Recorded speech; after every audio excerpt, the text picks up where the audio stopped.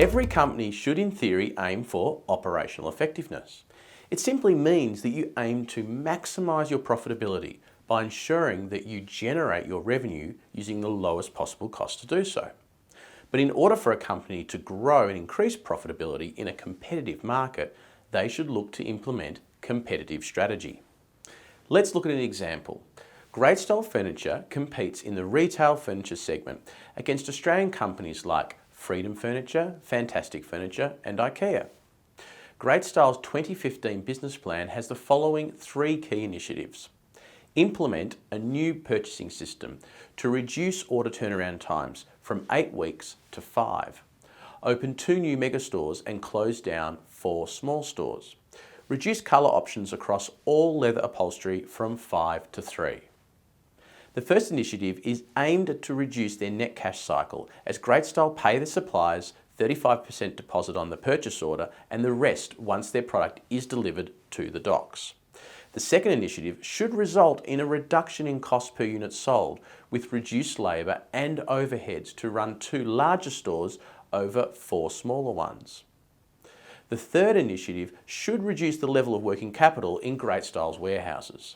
As such, we would say that Great Style's business plan involves delivering operational effectiveness because they are focused on improving the same activities that their rivals also perform. Let's look at some other examples.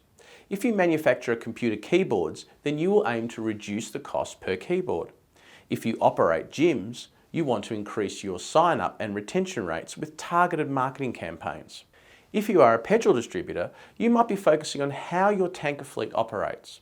The common theme here is that you will be performing similar activities to your competitors, but looking to perform them better than they can. Companies focused on operational improvement will be constantly reviewing their industry value chain to search for activities that they can get more value from. They will spend time benchmarking themselves against their industry across various indicators to try and pinpoint where their competitors' weaknesses could be exploited. Competitive strategy is about performing activities in a different way from your rivals.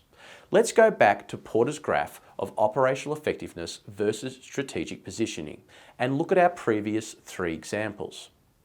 The keyboard manufacturer decided to develop a new product line of completely customised keyboards produced using 3D printers. Their relative cost position will increase, but so will their product value to the customer. The gym looks to distribute a range of nutritional products and meal supplements from their front counter. Again, they are using complementary products to improve the value proposition to the customer. The petrol distributor enters a joint venture with an engine supplier to move their entire fleet to new engines that run on liquefied natural gas. This has an element of improving operational efficiency, but they are also investing in doing something that their competitors aren't and improving part of their value chain to be able to offer the petrol at a lower cost and increase their margins.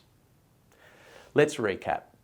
Operational effectiveness is performing the same activities as your competitors do in a more efficient way. Competitive strategy is performing new activities or activities in a different way from your competitors. We can see that increasing effectiveness will help reduce costs, but we also know that our competitors can and will quickly copy that. A more strategic approach is to look at the value chain and identify activities that we could do differently from our competitors that might not be so easy for them to replicate.